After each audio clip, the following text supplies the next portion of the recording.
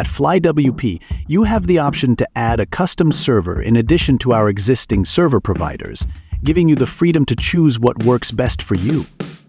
In this video, we will guide you through the process of adding and managing your custom server in FlyWP.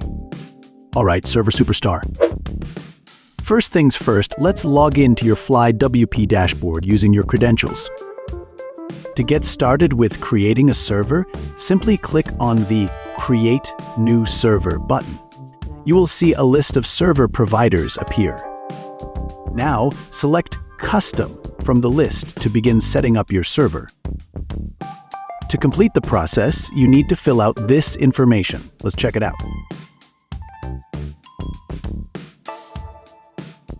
Your IP address and private IPs that you got from your preferred service provider.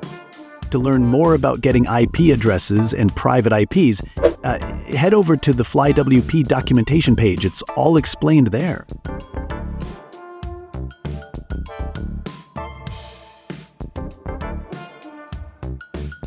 Enter fixed port 22 and fixed operating system as documented. Once you've made your selections, hit the Launch Server button. Now it's time to move on to the provisioning stage in your FlyWP server setup. Just follow the on-screen instructions and don't forget to copy and run the installation command with your token at this step. After completing this, you're now on the server provisioning progress bar, and that's it.